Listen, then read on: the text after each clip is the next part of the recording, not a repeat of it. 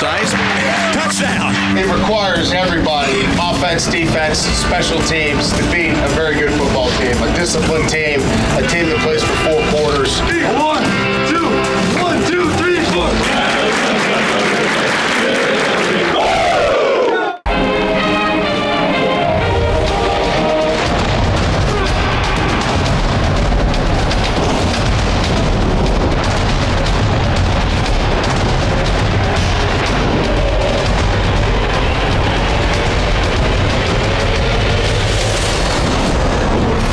Welcome, Irish fans, to this week's edition of Inside Notre Dame Football with Brian Kelly. I'm Jack Nolan. The 89th meeting between Notre Dame and Navy turned out to be a solid victory for the Fighting Irish. Notre Dame's running attack got back in gear, led by a 129-yard, 3-touchdown effort by C.J. Procise, and the Irish defense took control in the second half, holding the midshipmen to just 79 rushing yards and 3 points in the final 2 quarters of the game. The biggest thing for us was coming out in the second half and dominating. We came in, we talked about it, we knew we had to defend our turf and play well in the second half, and that's what we did. I think the biggest thing was, kind of getting adjusted to the game. It's pretty fast when you haven't seen that in a while. I mean, our scout offense did a great job, but they can't really simulate how quick it really is. So I think we kind of settled down, and that helped a lot. But it was also schematically, we did things a little bit different that helped us out. We know we can run the ball, and we know we can run the ball successfully. And today we just kind of came out and just proved, what we can do. CJ is a guy where no matter what the situation, we can put the ball in his hands and expect him to get us the yards needed, or not even really game plan for. You expect 4 yards, he's going to get you 8. He does a great job after the first hit on him. He can bounce off the guys, he can spin off the tackles. Coming up on Inside Notre Dame Football. When I got hurt and just kind of sitting back and observing how people react to certain coaching points and just how they kind of reacted to certain situations. People wondered why Navy was on the schedule.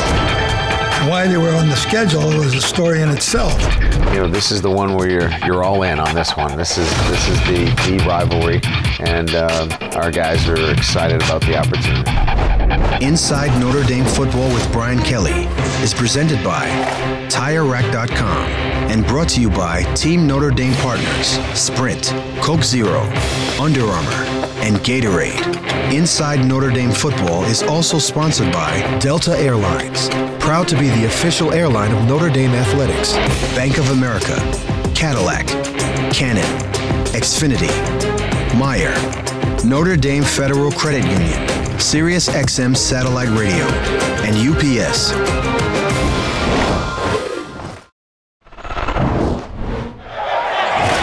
And Romine will bring it out. Hesitated for a moment to find the seam, fumbled the football, and Notre Dame appeared to recover. Well, let's start with your overall evaluation about how your team played against Navy. We didn't start defensively the way we wanted to, but we settled in the first quarter after that first possession of Navy the way I wanted to. We responded offensively with a score, and then defensively got up to speed quickly. And so I would say overall some really good adjustments at halftime, and then I thought we finished strong. One of those second half adjustments was putting Jarrett Grace in at outside linebacker. How did he do for you? Seeing him out there was a thrill for me to know what he's come back from. He did some good things for us. Obviously he's a little rusty.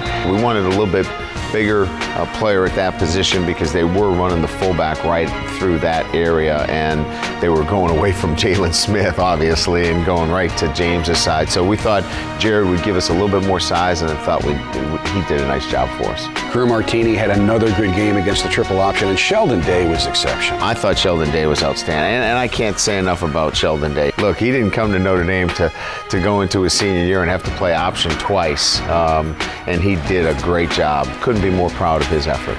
Matthias Farley came in and did what he always does. He made plays, and Elijah Shoemate made some huge plays for you. Elijah was on task. He played a different position for us in the first time that we played triple option against Georgia Tech. We had to move his position because of Tranquil's injury, and he had a key interception for us late, and I would say that Elijah was a big factor in our success on defense. The special teams play was huge as well. A couple that stand out is right before the half, we were able to get a 52-yard field goal from Justin Yoon, and that's back-to-back weeks now of big kicks, a 45-yarder on the road against Clemson and 52 yards here at home. Then a big hit on the kickoff team that we're able to turn that into a quick touchdown. I thought we did a great job on a pooch punt, that we were able to down inside the 5-yard line. We let the ball get outside our defense a couple of times on kickoff coverage. We got to do a better job there, but all in all, some big plays on our special teams.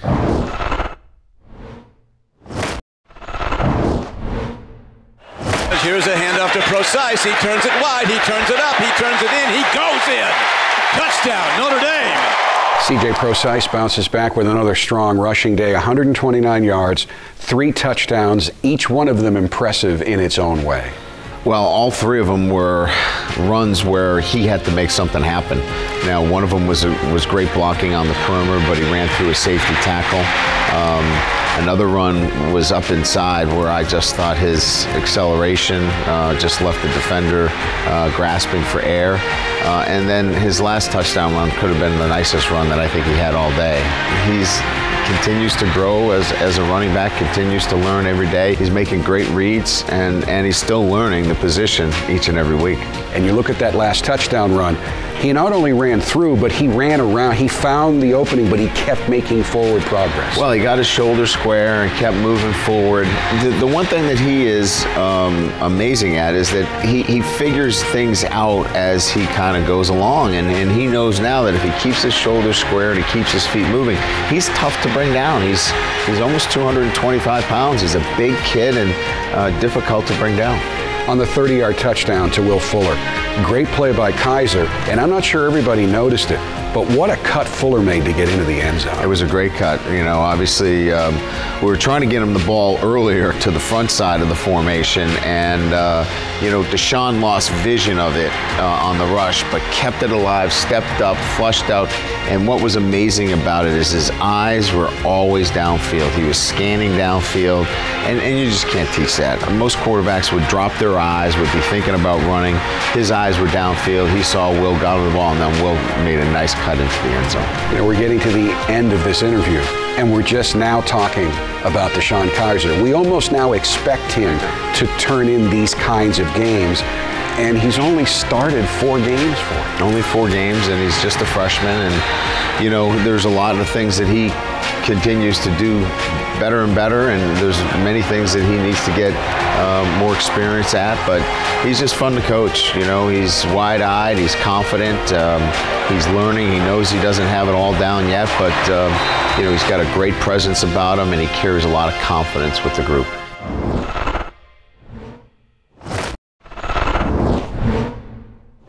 There are many ways to describe Notre Dame defensive lineman Sheldon Day. Preseason All-American, 2-time captain, team leader in tackles for loss. But the fans who sit near his mom Carol at games know Sheldon best as Carol Boyd's baby. I am Carol Boyd. I am the mom of the one and only Sheldon Day, number 91.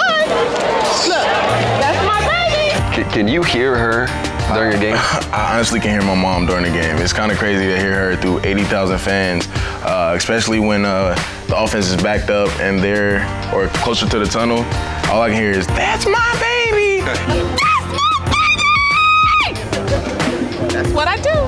It's like, did she really just yell over 80,000 people? It's kind of crazy that she's that loud, and it just kind of takes me back to my younger days when we're outside and the street lights come on and she's yelling out, "Sheldon, it's time to come home." So it just kind of took me back to those old times. Sheldon's a natural captain. He's a leader because he cares for his team. He respects the players. He loves them. They're more like a brotherhood. And he's just phenomenal. He's awesome. Right, we fighting for each other. Yeah. We fly around. Yeah. We hit people in their mouth. Yeah. And we enjoy doing it. Yeah. We gonna play together. Yeah. We're gonna have some fun. Yeah. And we gonna dominate. Yeah. Let's get it. Yeah. Sheldon, what's it like to be a 2-time captain at Notre Dame? Explain kind of in your second year how it changes. It's definitely a blessing to be a 2-time captain here for sure, especially with a select few of us. And oh man, just the guys, the way they embraced me this year and how my roles changed from last year to this year. It's like I'm more commanding and making sure that I hold people to a higher standard. Check out.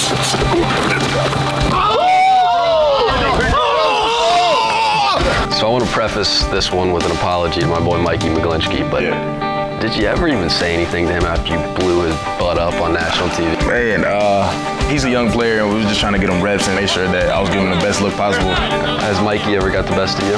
Oh yeah, for sure. Mike, he's done a great job, especially with his combo blocks, or even with a one-on-one. He kind of punched me and kind of shocked my head back a couple times. So I would definitely say he's improved so much from the beginning of fall camp to where he is today.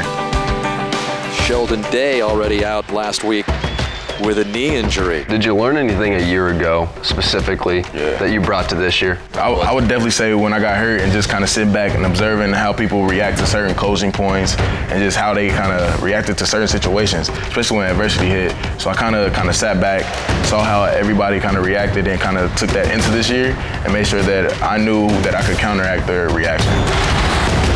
And it does not get the kangaroo hop, and is fielded by the Tigers, who are going to take a knee with a hard-earned two-point victory in Death Valley. After Coach addressed the team following the game, he kind of took the captains aside and then talked to you guys individually. What was his message as we move forward? Oh, we need leadership now more than ever, make sure everybody knows that we still have a chance at this national championship, and that's our mission. So we have to make sure that we do all the little things right, make sure that we come out to play each week, and make sure that we're playing at a high level every time we can. Favorite class? Audit. One thing the public would be surprised to learn about you. I play the ukulele. What is your favorite spot at Notre Dame? The grotto. Player on the team most like you? Isaac. Get up early or sleep in? Sleep in. Best nickname on the team and who has it? Big Sexy Daniel Cage. What is your pregame routine? Listen to some good music. One thing you always hear from Coach Kelly at practice? Count on me. Corey Robinson. Renaissance man. Toughest player to tackle on the team? Our running backs. Best singer on the team? Corey Robinson. Best dancer on the team? Torrey Hunter. Best dresser on the team? Chris Brown. Worst dresser on the team? Chris Brown. Best thing about playing for Notre Dame? Saturday nights. Romeo Aquara, you have completed the 60-second drill. Thank you. Thank you.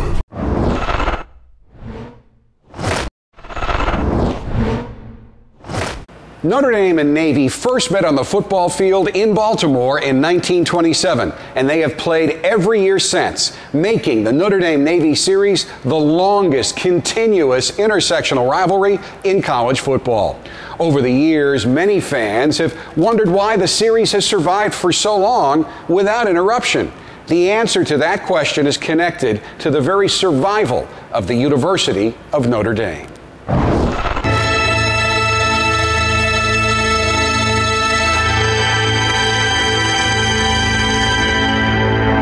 When I first came to Notre Dame in 1964, the people wondered why Navy was on the schedule. And why they were on the schedule is a story in itself.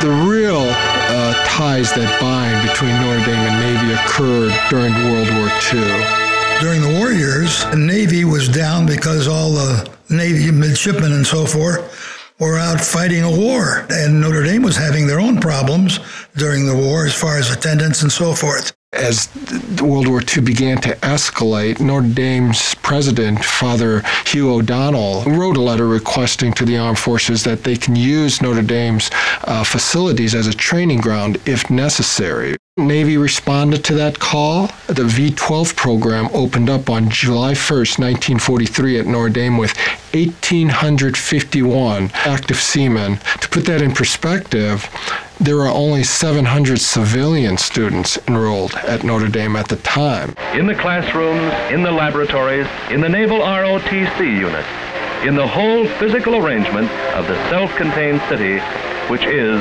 Notre Dame. So they had a great relationship with Navy. And let's also remember this, that during World War II, financially, we didn't have the great support. And so the Navy, in supporting this program, really kept Notre Dame afloat at that time. The unselfish devotion of those who helped to bring us this far must not be in vain. Father Hesburgh, who passed away this past February, always maintained that as long as Navy wants to be on the schedule, they will always have a place on the Notre Dame schedule. No, as a matter of fact, I was rooting for Navy back in those days. I was in the Navy for 3 years, so I was conflicted when I was at Notre Dame. I mean, I had two loyalties here. But when that was all going on, I knew the story, and I knew why we were still playing Navy. It's probably one of those great things in college football that we have that relationship, and I think it's not just on the football field. I think it has to do with the long-standing relationship that the university and the academy have, that has carried itself on to the playing field as well, and that respect is shown both on and off the field. You can tell that they have a great amount of pride for what the Navy has done for their school, and the history behind that and keeping them afloat. And to be honest with you, I know in my position, I'm grateful that they've kept the series alive, even though they probably could do other things that might be economically more beneficial for them. Navy players go before their band, joined by the Notre Dame coaches and staff. Well, to me, when I see that just shows true honor to those guys and to everything that this rivalry means. Throughout all the years, whether who's up or down, it doesn't mean anything to me because there's a mutual respect there.